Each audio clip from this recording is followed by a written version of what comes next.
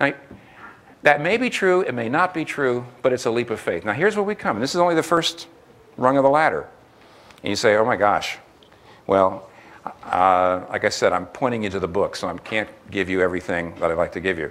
But here's where we are. If you can't prove that there is no God, that means there may be a God, and if you, in this room, any of you are living as if there is no God, you need to admit that that's a risk, that that's an act of faith, that you're taking your life into your hands, right? And it's as much an act of faith, a personal commitment and act of faith, as a person who gives him or herself to God. Now, if you don't even see that, then you're not on the first rung of belief, of reasoning toward belief in God. If you do see that, even for the first time, you've hit rung one. Rung two is this. It takes more of a leap of faith to disbelieve in God than to believe in God.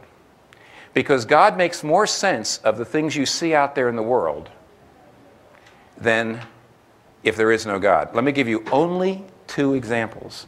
Only two. One of them is this. One of them is the fine-tuning of the universe, and one of them is human rights. Okay? Fine-tuning of the universe. You've probably heard about this. There's a man named Francis Collins who's a real scientist. I am not. And he does a good job of talking about this. And the fine-tuning of the universe is the fact that the fundamental regularities and constants of physics, the speed of light, gravitational constant, strength of the weak and strong nuclear forces, all of those things have to be calibrated within a millionth of a millionth of a millionth of a degree, and they all have to agree for organic life to have grown. And therefore, it looks like this world is perfectly chosen for our human life. So what the argument goes like this. The argument is, what are the chances of this happening by accident? Very, very, 1 in a trillion that we just happen to be. So maybe this is an evidence for the existence of God. Now, a guy like Richard Dawkins very rightly says that is not proof. And here's the reason it's not proof. He says, what if at the Big Bang there were a million parallel universes, a billion, a trillion, infinite number of parallel universes all created at once? And we just happened to be in the one. Okay, so what? Maybe it was a 1 in a trillionth chance, but here it is. We're here. That doesn't prove God, and he's right. Except there's Alvin Plantinga is a Christian philosopher at Notre Dame that has a little bit of a comeback that's kind of funny. He says, imagine yourself at a poker game. And you're sitting around at the poker game, and one man, the man who's dealing, deals himself 20 straight hands of 4 aces. 20 straight hands. Okay, now on the last time he deals himself 4 aces, everybody gets up. And you're just ready to pound him. And here's what he says. Look, he says, I know it looks suspicious, but what if there's an infinite succession of universes? So that for any possible distribution of possible poker hands, there is a universe in which the possibility is realized. We just happen to find ourselves in one where I always deal myself 4 aces without cheating. Couldn't that be the case? You can't prove that I'm cheating. And the answer is, you're probably going to slug him anyway. Because you would say, of course you can't prove it, but what are the chances? It's not like, nobody lives their life like that. In other words, though the fine-tuning of the universe does not prove the existence of God, if there is a God, it makes sense. If there's not a God, it's a long shot. That doesn't prove the existence of God. All it proves is, if there is a God, what you see there makes more sense. Let me give you only one other example, only one. Human rights. Let me give you a good example of this. Alan Dershowitz, in his book, Shouting Fire, has a chapter on where do human rights come from. And he says there's basically 4 possibilities. Now, human rights is the belief that human beings are so worthwhile that regardless of age, regardless of ethnicity, regardless of gender, regardless of social status, regardless of how much wealth you have, every human being is of great worth and has certain rights that can't be exploited or trampled upon.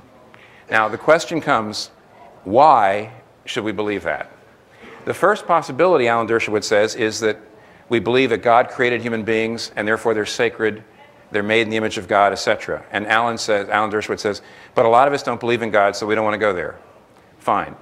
Point 2, the second possibility is Maybe we find this in nature. If we look out in nature, if we just look out in nature, do we just see that somehow human beings, individuals, are valuable? No, he says, because all you see out there is the strong eating the weak. That's how every one of you got here, called evolution. Everything about nature contradicts everything I feel about what is right and wrong. How could you look at nature and say there's something wrong with it? See, to believe in human rights is to say everything else in nature is wrong. Everything. Because that's how you got here, the strong eat the weak. And now you say, no, it's wrong. Why would it be wrong? Unless you believe in God or a supernatural standard by which to judge. How can you judge that nature is unnatural? Where'd you get your idea by which you could say nature? So you can't go to nature. No, it's not natural. The third possibility is, okay, we form human rights ourselves. Legislative majorities create human rights. They're not discovered. They're not there. Yeah, you're right. Morality is something we create. So we create it. We as a body of a legislative majority, we decide that human rights make society work better, and therefore it's more practical to believe in human rights, so we create human rights. And Dershowitz says that'll never work. You know why? What we're really saying is genocide is only wrong because we say it is. And therefore, if 51% want to vote to take away the rights of 49% and destroy them, nobody can say, how dare you? Because you see, genocide is only wrong because we say so, and now most of us don't say it's wrong. He says the whole value of rights, he says as a lawyer, he says the whole value of rights is to say to the majority, you have to honor the rights of my client. Human rights are there. They're discovered. They can't be created. Oh, okay, now wait. They don't come from nature. We don't create them. They're there.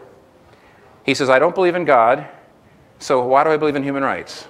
And you know what he says in the end? They're just there. We don't know where they come from. We don't know why they're there. They probably shouldn't be there, but they're there.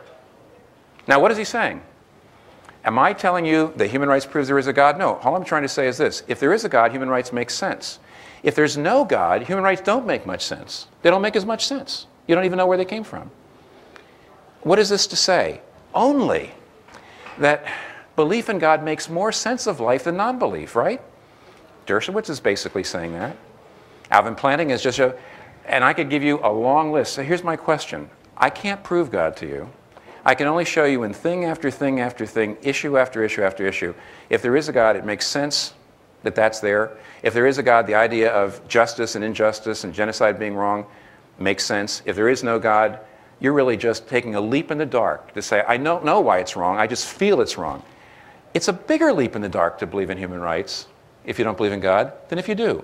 It's a bigger leap in the dark to say somehow love is significant, human beings are valuable if there is no God than if there is. So why are you doing it? Why is it so hard to believe in God? Probably personal and social reasons, and maybe some intellectual reasons. Now listen, last, because I do want to take 15 minutes of questions.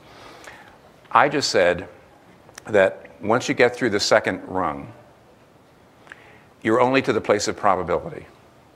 God is more likely to exist. And you say, is that as far as you can take me? Well, yes, in a way. I better put this down. Oh, sorry. But it doesn't mean that you can't be certain. If I was falling off a cliff and I saw a branch sticking out of the side of the cliff, let's just say that branch is strong enough to hold me up. And I'm about to fall. If I don't grab that branch, I'm dead. If I look at that branch and I say, oh, I don't know if it's going to save me, but if I grab it, I'm saved. If I look at the branch and say, I know that branch can save me, but I don't grab it, I'm dead.